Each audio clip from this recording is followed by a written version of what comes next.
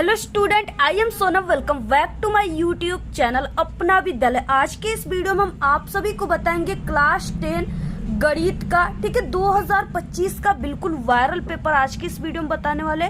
और यहाँ पे हम आपको विथ सॉल्यूशन के साथ, ठीक है, सभी क्वेश्चन का बिल्कुल हल के साथ बताने वाले।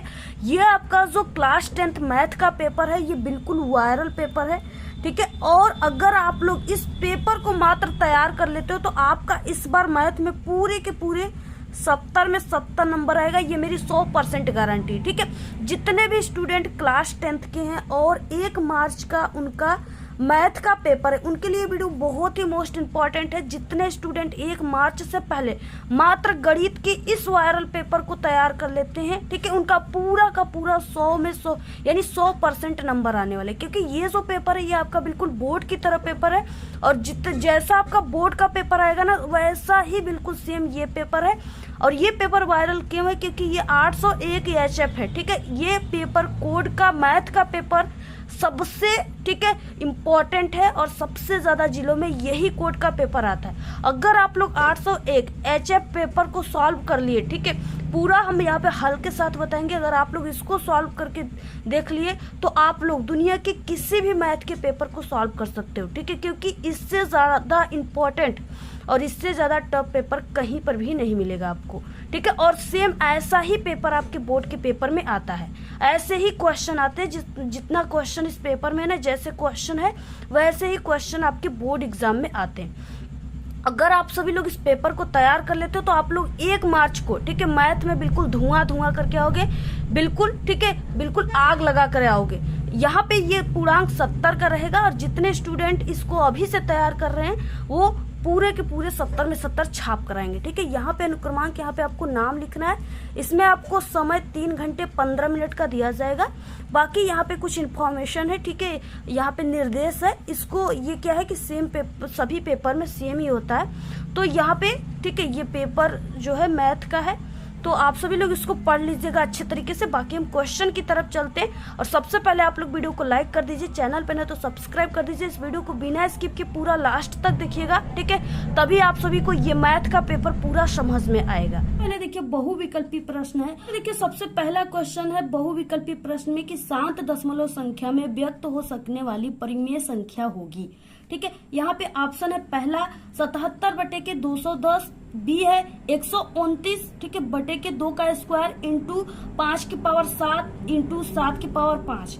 इसके बाद यहाँ पे सी दिया हुआ है 13/3125, डी दिया हुआ है 8/17, ठीक है। 4 ऑप्शन है। और यहाँ पे आप सभी को शांत दशमलव संख्या में व्यक्त करने यानी परिमेय संख्या पूछ रखा है, ठीक है। तो यहाँ पे क्या हो जाएगा? ऑप्शन यहाँ पे सी हो जाएगा, यानी 13/3125, ऑप्शन सी राइट है। इस तरह से, ठीक है, हल करने पर यही आएगा। नेक्स्ट है किसी धनात्मक पूर्णांक q के लिए प्रत्येक धनात्मक सम पूर्णांक का रूप होगा, ठीक है। तो यहाँ पे देखिए पहला ऑप्शन है ए दिया हुआ है q-1 होगा, और बी दिया हुआ है q+1 होगा, सी दिया हुआ है 2q होगा, और यहाँ पे डी दिया हुआ है 2q के पावर +1 होगा, ठीक है। तो इस तरह से ऑप्शन यहाँ पे दिया हुआ है, तो ऑप्शन यहाँ पे सी राइट है, 2q होगा। इसके बाद देखिए नेक्स्ट है यहाँ पे तीसरा क्वेश्चन समीकरण निकाय यानी kx + 3y इक्वल यहाँ पे -3, ठीक है, कमा यहाँ पे 12x + ky इक्वल -k के अनंतः अनेक हल होंगे यदि k का मान है। यदि k का मान कितना है कि इतना अनेक हल आएगा, ठीक है। तो इस तरह से देखिए इसमें ऑप्शन यहाँ पे -6 होगा, यानी k का मान कितना हो गया? k इक्वल कितना हो गया? -6। तो यहाँ पे हल करने पे -6 आएगा।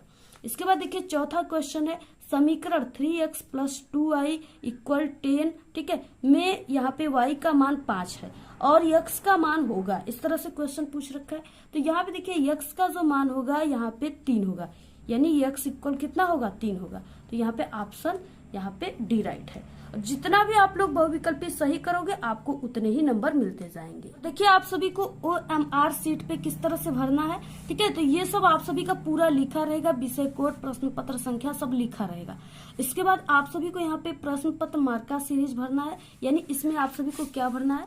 तो यहाँ पे जो चीज है 822 यानी DZ जो क्वेश्चन में उसको भरना है, ठीक है। फर्स्ट है यहाँ पे क्या दिया है? यहाँ पे डी है और इसमें क्या है? जेड है। तो इस तरह से आपको भरना है। और इसमें जहां पर भी डी है उसको कलर करना है, और इसमें जहां पर भी जेड है उसको कलर करना है। तो इसमें देखिए डी जो है वो इस तरह से, यहाँ पे डी जो है, यहाँ पे ये डी है, ठीक है, ये डी था, तो इसको आपको इस तरह से कलर करना है। और इसमें जेड है तो इसको आपको ऐसे कलर कर देना है। और बाकी यहाँ पे क्या करना है, यहाँ पे आप सभी को अपना नाम लिखना है, जो भी आपका नाम है, ठीक है। और इसके बाद यहाँ पे देखिए अब कैसे भरना है। तो यहाँ पे हमने आपको बताया कि इसमें पहले का सी राइट था, यानी पहले क्वेश्चन का सी का मतलब ये वाला गोला, ठीक है, ये वाला राइट था, तो आपको इसको भरना है। अब पूर्ण तरीके से ऐसे ही भरना है, इससे बाहर नहीं निकलना चाहिए। यानी ये है देखिए सही तरीका गोले भरने का, और ये है गलत तरीका। आपको ऐसे नहीं भरना है, बाकी ऐसे भरना है। और भरते समय आपको डार्ट पेन का यूज करना है, काला और नीला डार्ट पेन, ठीक है। इसके बाद देखिए दूसरा क्वेश्चन में हमने बताया फिर से सी राइट है, तो यहाँ पे दूसरे का सी, ऐसे आपको दूसरे का सी में भर देना है।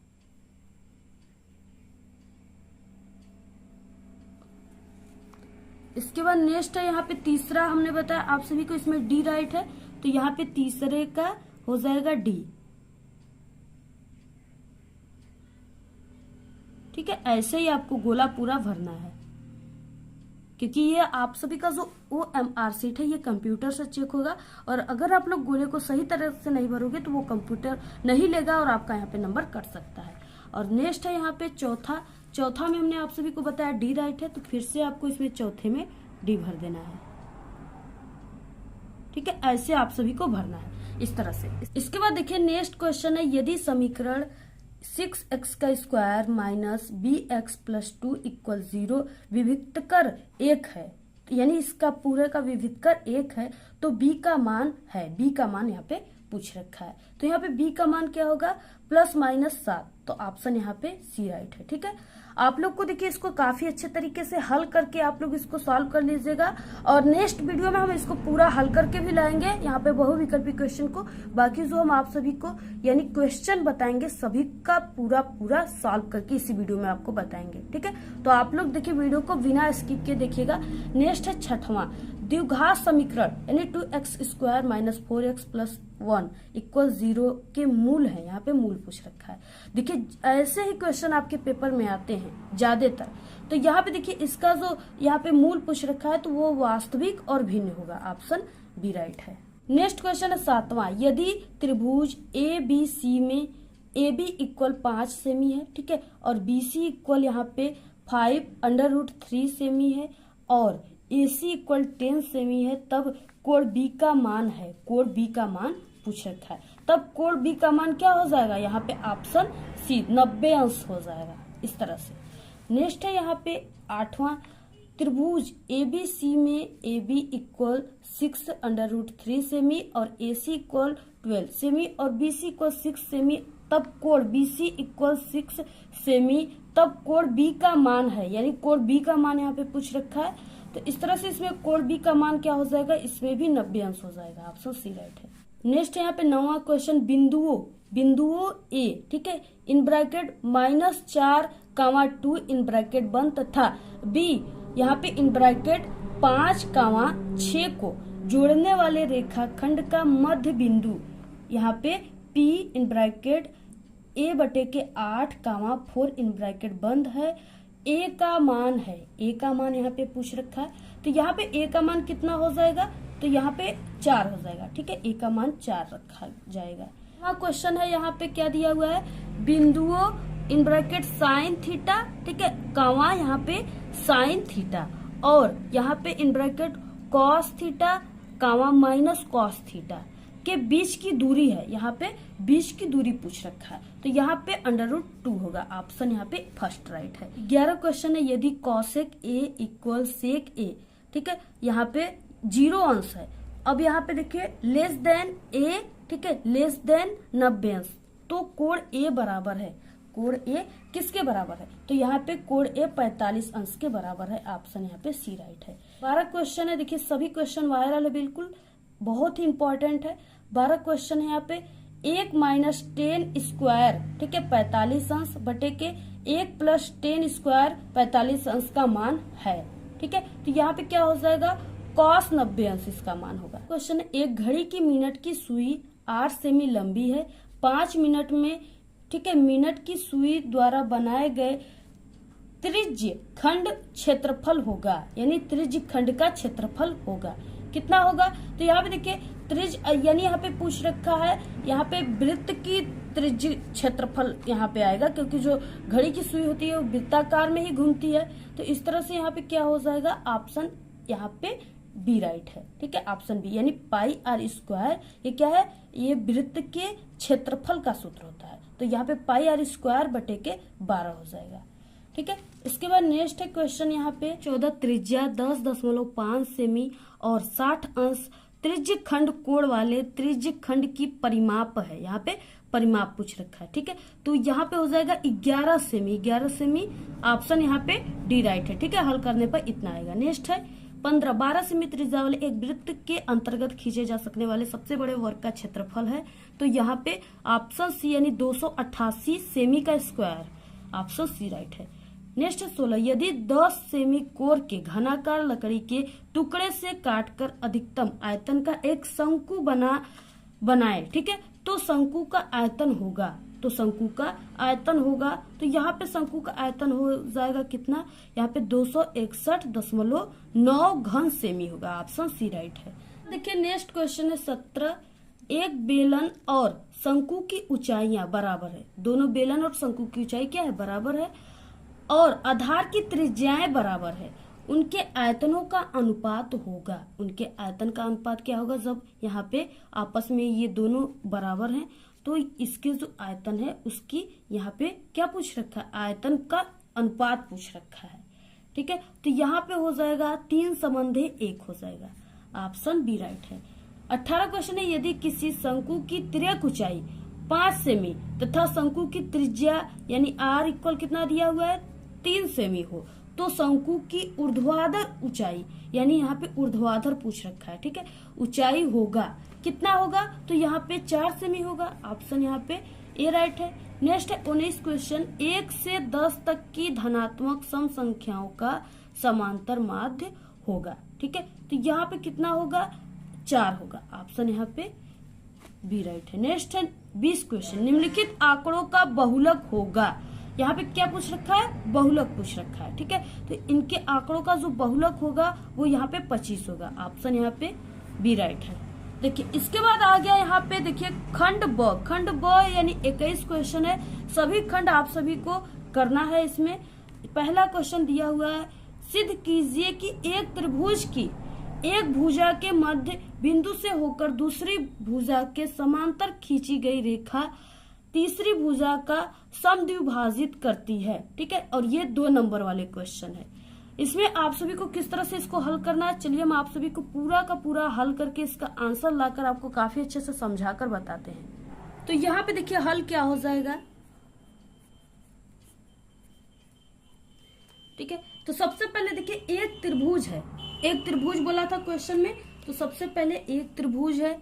यहाँ पे एक त्रिभुज क्या है? यहाँ पे ए बी सी। ठीक है, एक त्रिभुज ए बी सी है जिसमें बिंदु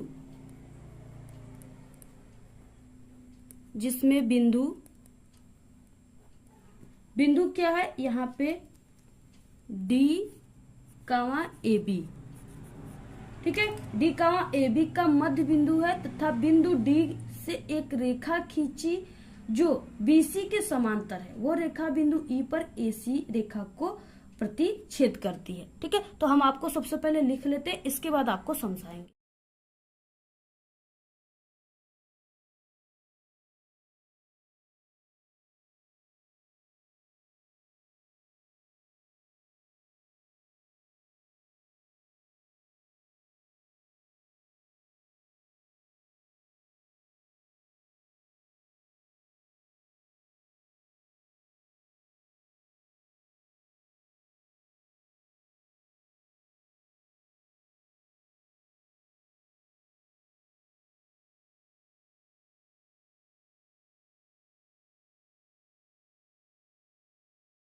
तो यहाँ पे देखिए सबसे पहले आपको लिखना है। ठीक है, किस तरह से आपको त्रिभुज बनाना है, कैसे कैसे आपको रेखा खींचना है। तो यहाँ पे एक त्रिभुज ए बी सी जिसमें बिंदु डी कमा यहाँ पे ए बी का मध्य बिंदु है, ठीक है, जो जिसमें जो डी है वो ए बी का क्या है, मध्य बिंदु है बिल्कुल। और यहाँ पे देखिए तथा बिंदु डी से एक रेखा खींची जो बीसी के समांतर है। यहाँ पे बिंदु डी है उससे जब एक रेखा खींचा जा रहा है, जो खींचा गया है वो बीसी के क्या है, समांतर है बिल्कुल, यानी इस तरह से समांतर है। और यहाँ पे क्या है, वह रेखा बिंदु ई पर, वही रेखा यानी बीसी जो है, यानी वही रेखा बिंदु ई पर एसी रेखा को प्रतिच्छेद करती है, यानी उसको छेद कर रही है, काट रही है, ठीक है। तो इस तरह से देखिए आपको सबसे पहले यहाँ पे सिद्ध करना है आपको इसमें, ठीक है। तो यहाँ पे आपको लिखना है सिद्ध करना है।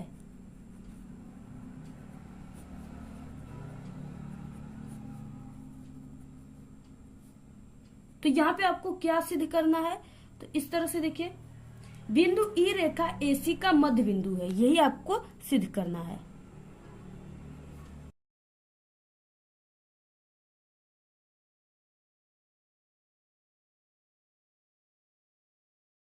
देखिए सबसे पहले आप सभी को यहाँ पे त्रिभुज एबीसी बना लेना है, ठीक है। तो यहाँ पे हम एक त्रिभुज बनाते हैं इस तरह से।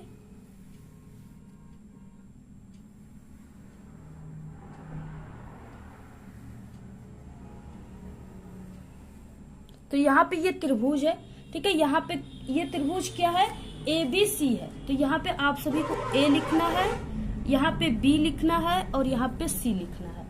और जिसमें बिंदु डी जो है वो ए बी का मध्य बिंदु है, यानी यहाँ पे जो बिंदु डी, यानी यहाँ पे ए बी का मध्य बिंदु, यहाँ पे बिंदु डी मानना है। तो यहाँ पे इसका मध्य बिंदु यहाँ पे हो जाएगा, तो यहाँ पे हम क्या मान लेते हैं, डी मान लेते हैं, ठीक है। अब इसको हम इसमें, यानी यहाँ पे जो बिंदु डी है, ठीक है, इसमें यहाँ पे मिलाएंगे तो ये मान लीजिए यहाँ पे ई हो गया। तो जो ई है वो किसको प्रतिच्छेदित कर रहा है, एसी को प्रतिच्छेदित कर रहा है, ठीक है। और यही आपको सिद्ध करना है। तो यहाँ पे देखिए ये हो गया त्रिभुज, और इस तरह से इसका यहाँ पे सभी मान को हमने दर्शा दिया। और उसके बाद देखिए यहाँ पे क्या हो जाएगा, चूंकि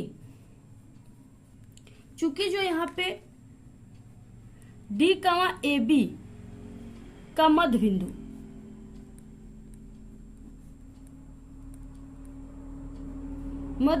है, यानी चूंकि यहाँ पे जो डी है वो ए बी का क्या है, मध्य बिंदु है, हमने आपको समझाया। तो यहाँ पे क्या हो जाएगा, ए डी बटे के डी बी, ठीक है। यहाँ पे देखिए ए और डी, ठीक है, और बटे यहाँ पे डी और बी, बटे के यहाँ पे डी और बी। तो ये दोनों क्या है, आपस में ये बराबर होंगे, यानी इसके ए बी का मान हम 1 मान लेते हैं, तो ये दोनों मान बराबर होंगे क्योंकि इसके बिल्कुल मध्य बिंदु है।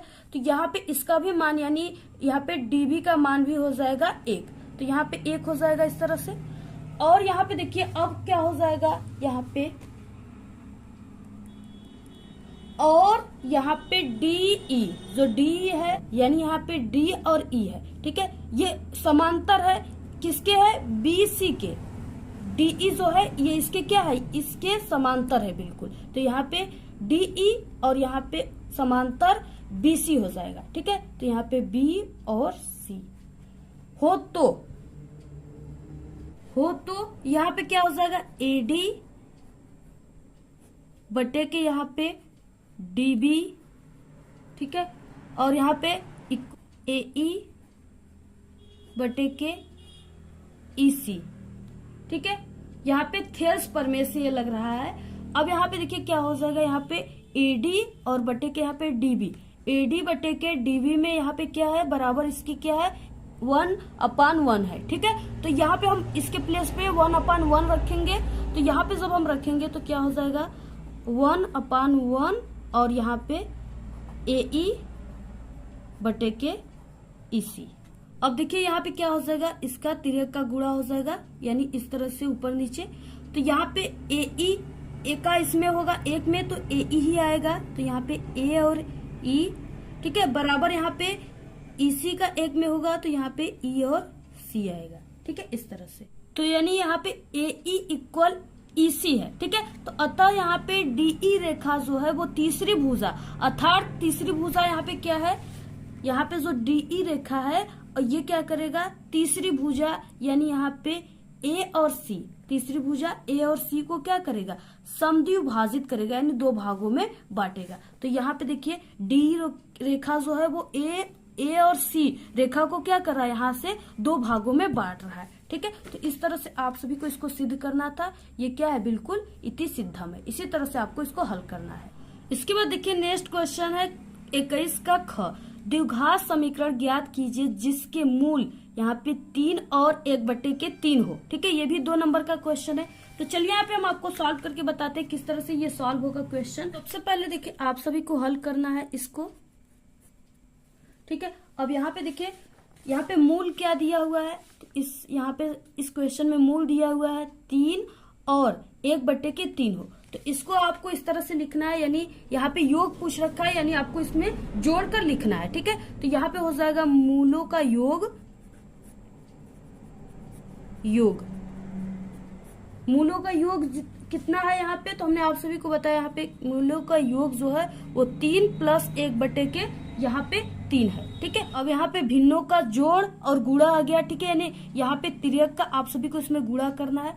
तो इसमें देखिए यहाँ पे क्या है, 3/के कुछ नहीं है, तो यहाँ पे 1 मान लिया जाता है। ठीक है, अब यहाँ पे देखिए क्या हो जाएगा, सबसे पहले आप सभी को इसमें ऐसे करना है, यानी इसका इसमें करना है। ठीक है, और इसके बाद इसका इसमें करना है, ऐसे करना है, यानी पहले इसका गुणा कर लेना है और इसके बाद नीचे आप सभी को इसका इसमें गुणा करना है। तो यहाँ पे करते हैं। सबसे पहले हम यहाँ पे 3 × 9 हो जाएगा 9, और यहाँ पे प्लस यहाँ पे 1 का इसमें होगा तो 1, और बटे के यहाँ पे 3 × 3।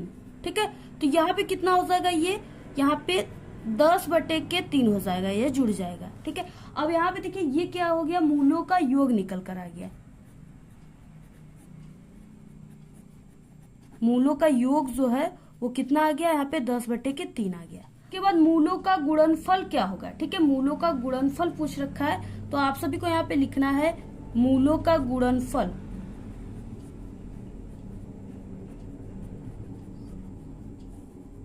तो मूलों का गुणनफल जो है इसी को अब आप सभी को गुणा के रूप में लिखना है। तो यहाँ पे हो जाएगा 3, ठीक है, × 1/3। अब देखिए 3 × 1/3, यानी आपको यहाँ पे इसके बटे कुछ नहीं है, तो यहाँ पे 1 है। ठीक है, मान लिया जाता है। अब यहाँ पे ये इंटू का चिन्ह, गुणे का चिन्ह है, तो यहाँ पे अब आप सभी को ऐसे ऐसे करना है। ठीक है, गुणा 3 × 3 और यहाँ पे 3 × 3, तो यानी यहाँ पे क्या हो गया, 1 आ गया। ठीक है, 1 आ गया। अब इसके बाद क्या हो जाएगा, द्विघात समीकरण से अब इसको हम पूरे को सॉल्व करके इसका आंसर लाएंगे। तो यहाँ पे क्या हो जाएगा, द्विघात समीकरण,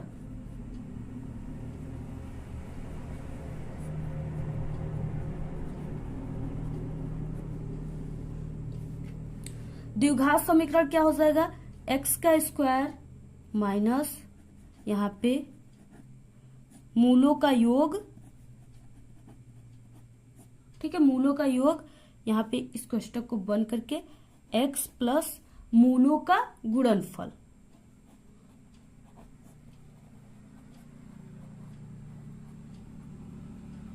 ठीक है, मूलों का गुणनफल यानी बराबर 0। इसके बराबर यहाँ पे जगह नहीं था, यहाँ पे इसके बराबर क्या हो जाएगा, 0 हो जाएगा।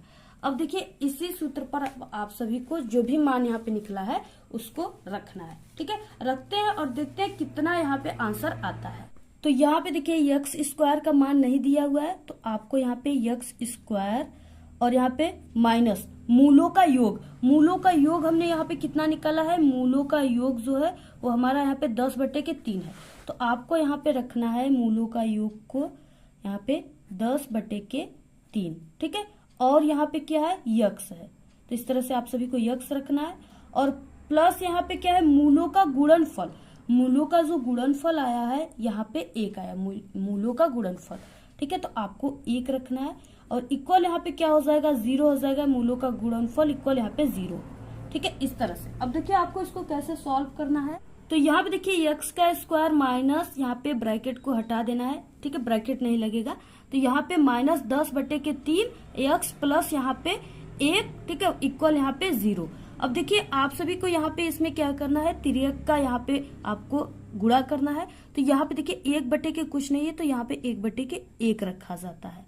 अब इसमें आप सभी को क्या करना है, 1 का पहले 10 में करना है, ठीक है। तो यहाँ पे 1 का 10 में करेंगे तो यहाँ पे क्या आ जाएगा, x का स्क्वायर, और यहाँ पे माइनस 1 का जब 10 में करेंगे तो यहाँ पे 10x हो जाएगा इस तरह से। और उसके बाद यहाँ पे प्लस, ठीक है, प्लस, और यहाँ पे 3 का जब 1 में करेंगे तो यहाँ पे 3 हो जाएगा। उसके बाद यहाँ पे 3 का जब 1 में करेंगे तो यहाँ पे बटे क्या हो जाएगा, 3 ही हो जाएगा ऐसे, बराबर 0। इसके अब देखिए यहाँ पे हो जाएगा x का स्क्वायर माइनस 10x प्लस 3, ठीक। तो यहाँ पे देखिए जो ये 3 है, जब इसका 3 का हम इस शून्य में क्या करेंगे, गुणा करेंगे तो यहाँ पे शून्य हो जाएगा। यानी किसी भी संख्या का जब शून्य से गुणा करते हैं तो उसका मान भी शून्य आएगा। तो यहाँ पे इसका मान क्या हो जाएगा, शून्य आ जाएगा, ठीक है। तो इस तरह से यानी x का स्क्वायर माइनस 10x, ठीक है, प्लस 3 इक्वल 0, ये क्या है, इसका आंसर है। नेक्स्ट है यहाँ पे 21 का ग, बिंदुओं A, ठीक है, इन ब्रैकेट 1,3 इन ब्रैकेट बंद और B in bracket -4,6 in bracket बंद को मिलाने वाले रेखाखंड को दो समन्वय 1 के अनुपात में अंतःविभक्त करने वाले बिंदुओं के निर्देशांक ज्ञात कीजिए। अब देखिए आपको ये ध्यान रखना है कि यहाँ पे अंतःविभक्त पूछ रखा है, ठीक है, यानी आंतरिक पूछ रखा है यहाँ पे विभक्त, और ये 2 नंबर का है। अंतःविभक्त का मतलब कि आंतरिक विभाजित, ठीक है, और बाह्य विभक्त का मतलब कि बाह्य यानी बाहरी विभाजित। तो आपको इसमें 2 सूत्र होता है, हम आपको दोनों सूत्र बता देते हैं। आप लोग को दोनों सूत्र याद रखना है, क्योंकि कहीं आप सभी के अंतःविभाजित भी आ सकता है और बाह्य विभाजित भी आ सकता है। तो यहाँ सबसे पहले देखिए अंतःविभक्त या विभाजित का सूत्र हम आप सभी को बताते हैं। तो अंतःविभाजित का जो सूत्र होगा वो क्या होता है, यहाँ पे, ठीक है, in bracket m1 x2 plus m2 x1, ठीक है, बटे यहाँ पे m1 प्लस m2, कावा यहाँ पे हो जाएगा m1 y2 प्लस यहाँ पे m2 y1, बटे यहाँ पे m1 प्लस m2, ठीक है, और यहाँ पे इन ब्रैकेट बंद हो जाएगा ऐसे। तो ये है आप सभी का अंतःविभक्त यानी अंतःविभाजित का सूत्र है। और दूसरा है बाह्य विभाजित का सूत्र क्या होता है, तो यहाँ पे देखिए ये बाह्य विभक्त यानी बाह्य विभाजित का सूत्र है। बाह्य विभाजित का सूत्र क्या होगा यहाँ पे, तो वो हो जाएगा m1 इंटू x2, ठीक है, माइनस m2 इंटू x1, बटे यहाँ पे m1 माइनस m2, कामा m1 y1 सॉरी y2, ठीक है, माइनस m2 y1, बटे यहाँ पे हो जाएगा m1 माइनस m2, यहाँ पे ब्रैकेट बंद हो जाएगा। यानी ये दोनों सूत्र जो है ये अंतःविभाजित का है और ये बाह्य विभाजित का है। दोनों काफी इंपॉर्टेंट है, आप लोग रट लीजिए, काफी सरल है। m1 और m2 और x1 x2 तो ही है, सिर्फ आपको प्लस माइनस का ध्यान रखना है, ठीक है। तो हम यहाँ पे हमारे क्वेश्चन में दिया है अंतःविभक्त यानी यहाँ पे आंतरिक, ठीक है, यानी अंतःविभाजित। ये सवाल जो लगेगा वो अंतःविभक्त यानी अंतःविभाजित सूत्र पे लगेगा। तो इस तरह से देखिए यानी हम फर्स्ट वाले सूत्र पर इसको लगाएंगे। तो सबसे पहले देखिए हम आप सभी को इस क्वेश्चन में बताएंगे कि यहाँ पे कौन सा मान m1 के प्लेस पे रखना है, कौन सा x2 के, कौन सा x1 के, कौन सा m2 के और कौन सा y1 के, कौन सा y2 के, ठीक है। तो सबसे पहले हम आप सभी को यही बताते हैं, दिया है ये m1 संबंधित m2 का मान दिया हुआ है, ठीक है, ये m1 संबंधित m2 का मान दिया हुआ है, यह है 1,3 और यहाँ पे -4,6। अब देखिए अगर आप सभी को x1 और x2 का मान रखना होगा तो आप सभी को यानी जो यहाँ पे x1 का मान है यहाँ पे इसमें वो पहला है, ठीक है, 1 है, और यहाँ पे अगर x2 का मान पूछेगा तो आप लोग यहाँ पे जो ब्रैकेट में अंक दिए उसके पहले को रखोगे, यानी यहाँ पे -4 पहला दिया हुआ है, ठीक है। और m1 और m2 की जगह तो आपको यही रखना है। तो चलिए इस सूत्र पर हम आप सभी को ये वाले सूत्र पर रखकर पूरे मान को यहाँ पे आंसर किस तरह से आएगा पूरे को हम आप सभी को बता देते हैं। तो यहाँ पे देखिए m1 और x2, पहले क्या है कोष्टक में m1 और यहाँ पे x2 है। तो यम1 का मान हमने आप सभी को बताया कि यम1 का मान क्या है, 2 है, तो यहाँ पे आपको 2 रखना है। और उसके बाद यहाँ पे इंटू का है क्योंकि यम1 और x2 जो है वो इंटू में है, ठीक है। तो सबसे पहले आपको ये रखना है। तो यहाँ पे x2 का मान जो हो जाएगा, x2 का मान यानी हमने आपको बताया कि दूसरे कोष्टक के यहाँ पे पहले वर्ड जो है वो x2 का मान है, यहाँ पे -4, तो यहाँ पे -4 हो जाएगा। और उसके बाद यहाँ पे प्लस अब यहाँ पे यम2 का मान जो है वो यहाँ पे यम2 का मान 1 है, ठीक है। तो 1 और उसके बाद यहाँ पे इंटू x1 का जो मान है, वो 1 है, तो यहाँ पे 1 हो जाएगा, ठीक है। और बटे यहाँ पे यम1 प्लस यम2 का मान रखना है। तो यम1 का मान 2 है और प्लस यहाँ पे यम2 का मान 1 है। इस तरह से यहाँ पे यम1 और यम2 का मान दिया हुआ है, तो यहाँ पे आपको ऐसे रख देना है। और इसके बाद यहाँ पे कामा लगेगा और नेक्स्ट यहाँ पे यम1 और y2 प्लस यहाँ पे यम2 और y1, ठीक है। तो यहाँ पे देखिए अब क्या हो गया, यहाँ पे y1 y2 क्या है, तो यहाँ पे इसका पहला यानी y1 है, y1 बराबर 3 है, और यहाँ पे इसका दूसरा यानी ये क्या है, y2 बराबर 6 है। तो आपको अब इसको रखना है। तो यहाँ पे देखिए यम1 के जगह पर क्या हो जाएगा, 2 यम1 का मान दिया हुआ है और गुणित्य यहाँ पे देखिए यम1 का मान जो है क्वेश्चन में हमने आपको एक बार बता चुका है कि यहाँ पे यम1 के मान जब हम बोलेंगे तो 2 रखाएगा, यम2 का 1, ठीक है। तो यहाँ पे यम1 का मान 2 इंटू यहाँ पे y2 है, तो y2 का मान हमने आप सभी को बताया कि यहाँ पे इस यानी दूसरे कोष्टक के लास्ट वाले अंक जो है वो y2 है, तो यहाँ पे 6 रखाएगा, 6, ठीक है। प्लस यहाँ पे क्वेश्चन देखिए आप लोग इसको याद कर लीजिए, कहीं लिख लीजिए, बार बार हमको यहाँ पे न लाना पड़े।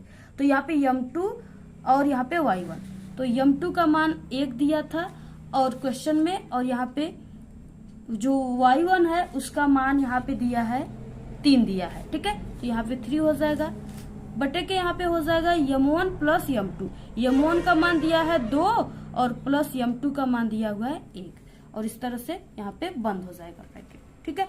अब देखिए यहाँ पे हो जाएगा इसका, यहाँ पे -4 का 2 में होगा गुणा, तो यहाँ पे हो जाएगा -8, ठीक है। तो यहाँ पे हो गया ब्रैकेट में -8 और यहाँ पे प्लस यहाँ पे क्या है, इस तरह से यहाँ पे 1 है, तो आपको 1 रखना है। और यहाँ पे क्योंकि 1 का इसमें होगा तो 1 ही आएगा, और फिर उसके बाद बटे में ये जुड़ जाएगा, 3 हो जाएगा। उसके बाद कामा, ठीक है, और ये हो जाएगा 6 दूना के 12, तो आपको 12 प्लस यहाँ पे हो जाएगा 3 एकम 3, तो यहाँ पे 3, ठीक है। और बटे यहाँ पे ये दोनों फिर से जुड़ जाएंगे, तो यहाँ पे 3 हो जाएगा। अब देखिए यहाँ पे हो जाएगा, इसमें -8 से 1 जाएगा, तो यहाँ पे -7 बचेगा। तो यहाँ पे क्या, आपको ऐसे एरो लगाते जाना है, ठीक है। इस तरह से जितना स्टेप करोगे आप लोग इस एरो को जरूर लगाओ। तो यहाँ पे -7 हो जाएगा और बटे के 3, ठीक है। कामा कितना हो जाएगा यहाँ पे देखिए 12 और 3 15 हो जाएगा, और बटे यहाँ पे कितना हो, 3 है। अब देखिए इसको 3 जो है इससे ये 15 5 बार में कट जाएगा, ठीक है। तो यहाँ पे कितना आ गया, यहाँ पे -7 बटे के 3 कामा 5, तो ये क्या है इसका आंसर। इसी तरह से ये हल होगा, ठीक है। अब इसके बाद देखिए नेक्स्ट क्वेश्चन है 21 का घ। 14 सेमी त्रिज्या वाले एक वृत्त के एक त्रिज्य खंड का क्षेत्रफल ज्ञात कीजिए जिसका कोण 30 अंश है। ये भी 2 नंबर वाला क्वेश्चन है। तो यहाँ पे देखिए 14 सेमी त्रिज्या वाले एक वृत्त के एक त्रिज्य खंड का क्षेत्रफल आपको ज्ञात करना है और कोण 30 अंश दिया हुआ है, ठीक है। तो वहां पे वृत्त का जो त्रिज्या है वो कितना है,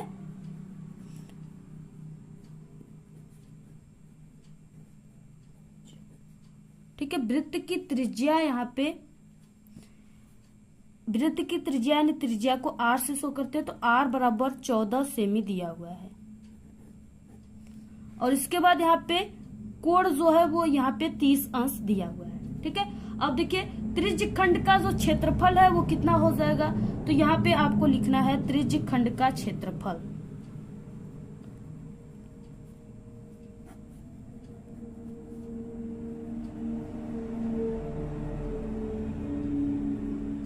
तो यहाँ पे देखिए त्रिज्य खंड का क्षेत्रफल यानी क्या होता है, जो वृत्त के क्षेत्रफल त्रिज्य खंड का क्षेत्रफल का सूत्र होता है वो पाई r स्क्वायर होता है, ठीक है। तो यहाँ पे देखिए थीटा और त्रिज्य खंड का क्षेत्रफल, यानी यहाँ पे हम आपको बताते हैं, जैसे यहाँ पे क्या है, वृत्त की, देखिए जैसे वृत्त की जो क्षेत्रफल का यहाँ पे मान होता है वो पाई आर स्क्वायर होता है, ठीक है। आपको इसको याद रखना है। और जो वृत्त का संपूर्ण कोण होता है, ठीक है, क्या, वृत्त का संपूर्ण कोण,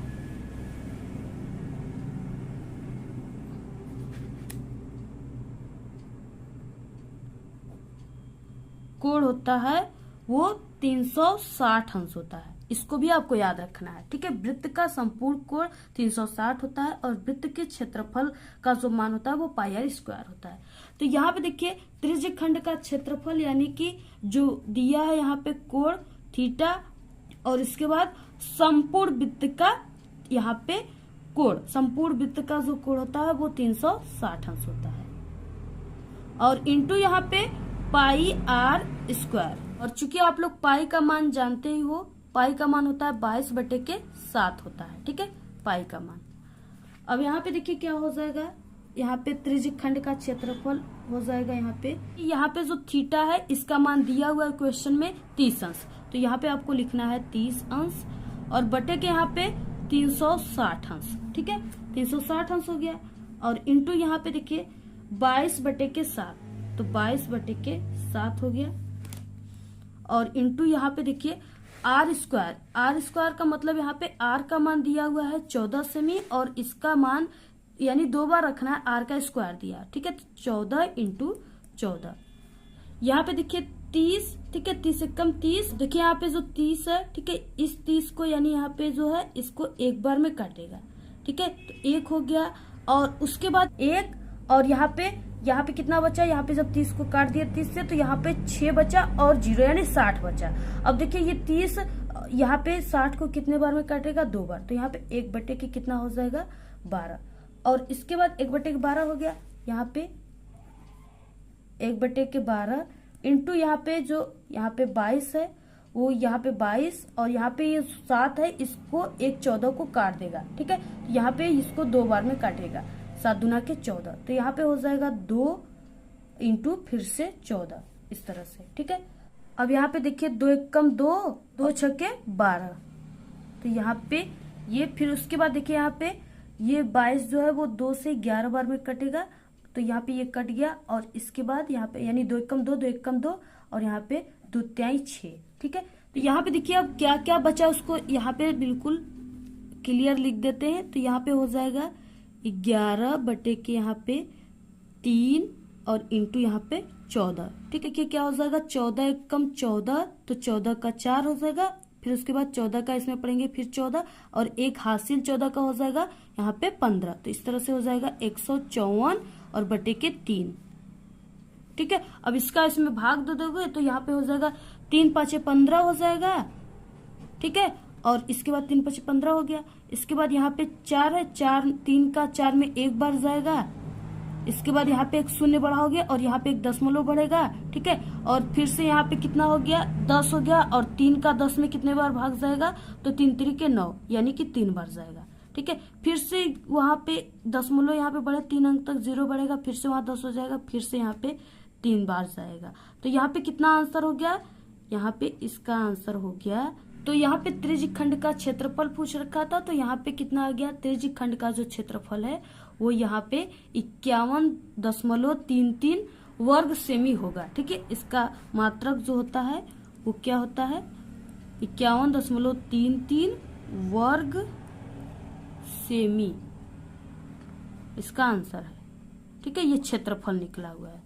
इसके बाद देखिए नेक्स्ट है यहाँ पे 21 का अड़ा क्वेश्चन, x और y में एक ऐसा संबंध ज्ञात कीजिए कि बिंदु, ठीक है, इन ब्रैकेट x, y बिंदुओं यहाँ पे इन ब्रैकेट 3, 6 और यहाँ पे इन ब्रैकेट -3, 4 से समदूरस्थ हो, ठीक है। तो यहाँ पे देखिए जब आप सभी लोग इसको हल करोगे तो इसका जो आंसर आएगा वो यहाँ पे आएगा 3x + y - 5 = 0, ठीक है, ये क्या है, इसका आंसर है।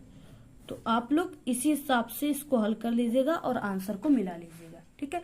इसके बाद देखिए नेक्स्ट क्वेश्चन है यहाँ पे दिया, जो 7.6 सेमी लंबा एक रेखाखंड खींचिए और इसे 5 संबंधी 8 के अनुपात में विभाजित कीजिए तो दोनों भागों को मापिए, यानी आपको मापना है। ठीक है, तो जब दोनों भागों को मापेंगे तो यहाँ पे इसका आंसर क्या हो जाएगा, AC। ठीक है, यहाँ पे संबंधी CB, तो यहाँ पे इसके बराबर ये 5 संबंधी 8 आ जाएगा। ठीक है, इसको सिद्ध करना है तो आपको ऐसे ही इसको सॉल्व करना है, इतना आंसर आएगा।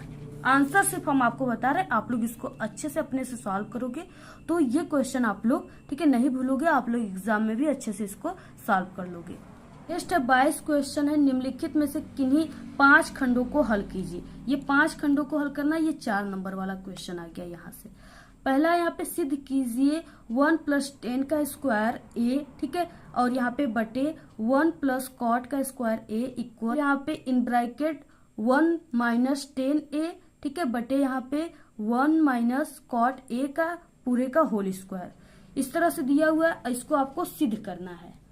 तो इसको आप लोग जब सिद्ध करोगे तो यहाँ पे हो जाएगा 1 - 10A बटे के 1 - cot A, ठीक है, इसका स्क्वायर आ जाएगा, यानी यहाँ पे राइट हैंड साइड। ठीक है, ये ऐसे आपको इसको सिद्ध करना है, इतना सिद्ध करेंगे तो आप लोग इसका आएगा सिद्ध होकर मान। ठीक है, विमाओं यानी कि 5.5 semi into 10 semi into 3.5 semi वाला एक घनाभ बनाने के लिए 1.75 सेमी व्यास और 2 मिमी मोटाई वाले कितने चांदी के सिक्के को पिघलाना पड़ेगा। सिक्कों को पिघलाना पड़ेगा चांदी के, तो यहाँ पे 400 सिक्के को पिघलाना पड़ेगा, ये आंसर हो जाएगा। ठीक है, इस तरह से। और इसके बाद देखिए नेक्स्ट क्वेश्चन दिया हुआ है यहाँ पे। नेक्स्ट है यहाँ पे किसी कार के प्रत्येक पहिए का व्यास 8 सेमी है। यदि यह कार 66 किमी प्रति घंटे की चाल से चल रही है तो 10 मिनट में प्रत्येक पहिया कितने चक्कर लगाएंगे। ठीक है, तो यहाँ पे देखिए कितने चक्कर लगाएंगे, इसका सिर्फ हम आप सभी को आंसर बता देते हैं, बाकी आप लोग इसको सॉल्व कर लीजिएगा। तो यहाँ पे देखिए 10 मिनट में जो प्रत्येक पहिया है कार के, जो प्रत्येक पहिया है वो कितना चक्कर लगाएगा, 4375 चक्कर लगाएगा। ठीक है, तो इतना आंसर आएगा हल करने पर। हम आप सभी को आंसर बता देते हैं, आप लोग उसी हिसाब से हल कर लीजिएगा। यहाँ पे हम हल करेंगे तो वीडियो ज्यादा लंबी हो जाएगी। नेक्स्ट क्वेश्चन है यहाँ पे, यदि 10, ठीक है, इन ब्रैकेट यहाँ पे A + B इन ब्रैकेट बंद बराबर यहाँ पे √3 हो और 10, ठीक है, in bracket A - B equal यहाँ पे 1/√3 कामा 0 अंश, तो यहाँ पे कोण A + B, ठीक है, यहाँ पे << 90 अंश कामा यहाँ पे A, ठीक है, यहाँ पे > B हो तो A और B का मान ज्ञात कीजिए, यानी A और B का मान ज्ञात करना है। 4 नंबर का क्वेश्चन है। तो अगर आप लोग इसको जब ज्ञात करोगे, ठीक है, तो इसका मान कितना आएगा, तो इसका मान हो जाएगा यहाँ पे लेफ्ट हैंड साइड बराबर राइट हैंड साइड। ठीक है, इसको यानी इस तरह से ये क्या होगा, ये सिद्ध करना है आप सभी को। नेक्स्ट है यहाँ पे देखिए, भूमि से 60 मीटर की ऊंचाई पर एक पतंग उड़ रही है।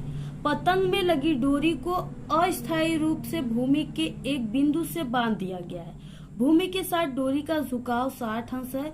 यह मानकर कि डोरी में कोई ढील नहीं है, डोरी की लंबाई आपको ज्ञात करना है। ठीक है, तो यहाँ पे देखिए जो डोरी का लंबाई है वो कितना आ जाएगा, यहाँ पे डोरी का जो लंबाई है, पूरा डोरी का अभिष्ट लंबाई कितना होगा, 40√3 मीटर होगा। तो आपको इसको सॉल्व करना है। ठीक है, ये भी 4 नंबर वाले क्वेश्चन है। नेक्स्ट है निम्नलिखित बारंबारता बटन का समांतर माध्य 25 है, तो P का मान आपको ज्ञात करना है। ये भी 4 नंबर का। ये आपके सांख्यिकी चैप्टर जो है उससे आपके बोर्ड एग्जाम में 3 से 4 क्वेश्चन जरूर आते हैं, तो उसको आप लोग काफी अच्छे से सॉल्व कर लीजिएगा। सभी क्वेश्चन को आगे हम आपको बताएंगे भी, तो ये उसी पर ये सॉल्व होगा। ठीक है, यानी सांख्यिकी का ही ये सवाल है। अब देखिए वर्ग अंतराल यहाँ पे दिया है 0 से 10 और यहाँ पे 10 से 20, 20 से 30, 30 से 40, 40 से 50। बारंबारता है 5, 18, 15, P और 6, ठीक है। और इसी P का मान आप सभी को ज्ञात करना है। तो यहाँ पे देखिए इसको ज्ञात करने के लिए जो फॉर्मूला होता है, यानी इसमें समांतर माध्य का सूत्र लगता है, और वो समांतर माध्य का सूत्र क्या होता है, यहाँ पे आपको इसको काफी ध्यान से याद रखना है, ठीक है। तो यहाँ पे देखिए समांतर माध्य इक्वल होता है यहाँ पे सिग्मा एफ एक्स बटे के यहाँ पे सिग्मा एफ, और ये जो सिग्मा है ये सभी के योग को दिखा रहा है, ठीक है, ऊपर नीचे। और इसी फार्मूले पर यहाँ पे P का मान निकलेगा। तो यहाँ पे जो P का मान निकलेगा, आप लोग जब इसको सॉल्व करोगे तो यहाँ पे P का मान 16 निकलेगा, ठीक है, यहाँ पे 16। तो यहाँ पे आप लोग क्या करोगे, इसको बनाओगे पूरा, और बनाने के बाद यहाँ पे P के मान की जगह आप लोग 16 रख दोगे, ठीक है। 23 क्वेश्चन, एक भिन्न 1/3 हो जाती है जब उसके अंश में 1 जोड़ दिया जाता है, और वह 1/4 हो जाती है जब इसके हर से 1 घटाया जाता है। वह भिन्न ज्ञात कीजिए, आपको वो भिन्न ज्ञात करना है। तो जब आप सभी लोग वो भिन्न को ज्ञात करोगे, ठीक है, तो यहाँ पे कितना आएगा, यानी भिन्न कितना आएगा, यहाँ पे x बटे वाई इक्वल यहाँ पे 2/9, ठीक है, इतना आएगा। ये इसका उत्तर है। आप लोग जब सॉल्व करोगे तो इतना ही आंसर आएगा, आप लोग इसको मिला लीजिएगा। इसलिए हम आपको सभी उत्तर यहाँ पे बता देते हैं। यहाँ पे देखिए नेक्स्ट अथवा वाला क्वेश्चन है, ये 6 नंबर वाले क्वेश्चन आ गए, लॉन्ग क्वेश्चन।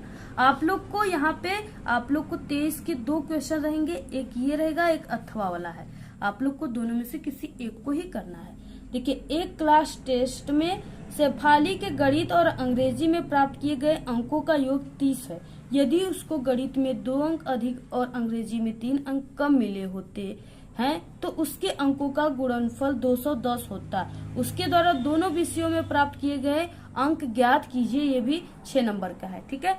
यहाँ पे देखिए ये अथवा वाला क्वेश्चन था, तो इसके द्वारा यानी उसका कितना अंक हो जाएगा, तो यहाँ पे देखिए जब गणित में उसको 12 अंक मिले हो तो अंग्रेजी में उसको 30 - 12 यानी 18 नंबर मिलेंगे, ठीक है। और जब गणित में उसको 13 नंबर मिलेगा तो अंग्रेजी में उसको कितना मिलेगा, यहाँ पे यानी 30 - 13 यानी 17 अंक मिले होंगे, ठीक है। तो और जब गणित में 13 मिला है, ठीक है, तो अंग्रेजी में यानी कि यहाँ पे क्या हो जाएगा, अंग्रेजी में यानी यहाँ पे हो जाएगा, अंग्रेजी का पूरा योग दिया ही है, तो यहाँ पे 30 - 13 इक्वल यहाँ पे 17 अंक मिलेंगे,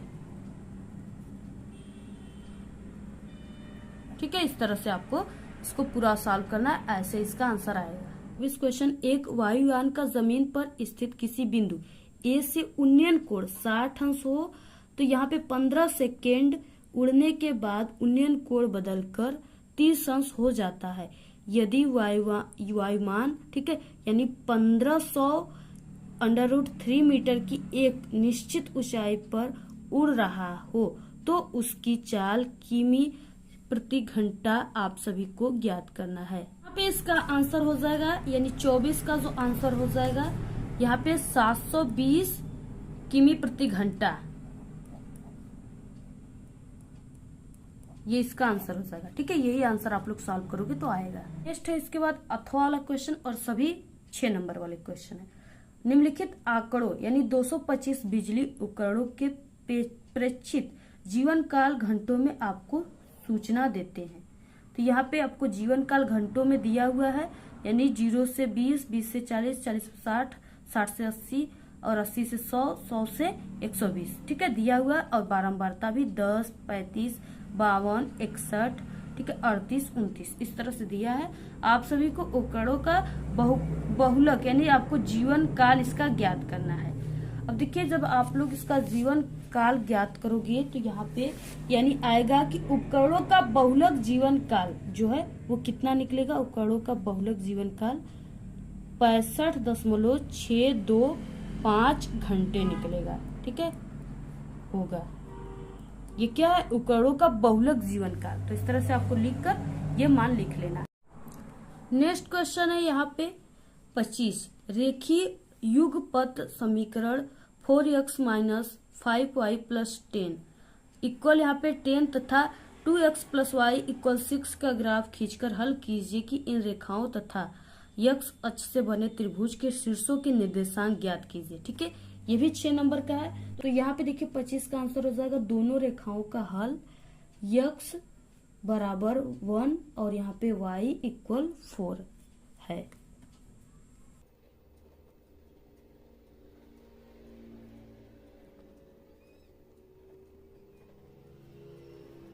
तब दोनों रेखाओं तथा यक्ष अक्ष से बने त्रिभुज के शीर्ष कितना होगा। ठीक है, तो यहाँ पे शीर्ष क्वेश्चन में पूछ रखा है कि कितना होगा।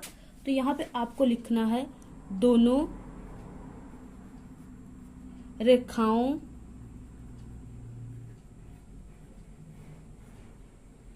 तथा यक्ष अक्ष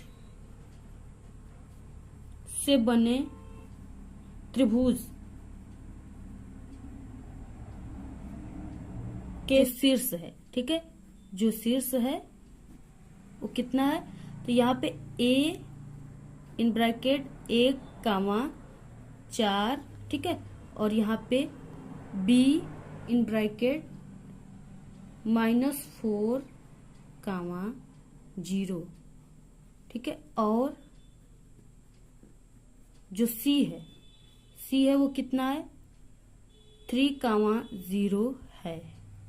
इस तरह से क्या आंसर है, आपको इसी तरह से इसको सॉल्व करना है। नेक्स्ट है 25 का अथवा वाला क्वेश्चन है। बिंदुओं इन ब्रैकेट 4 -1 और यहाँ पे इन ब्रैकेट -2, -3 को जोड़ने वाले रेखाखंड को सम त्रिभाजित करने वाले बिंदुओं के निर्देशांक ज्ञात कीजिए। यहाँ पे देखिए अवशिष्ट निर्देशांक जो निकल कर आएगा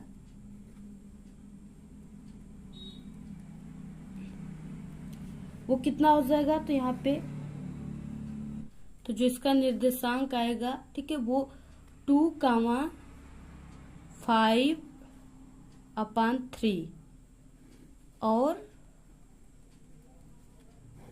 0,7 -7/2 है। ठीक है, ये इसका आंसर है।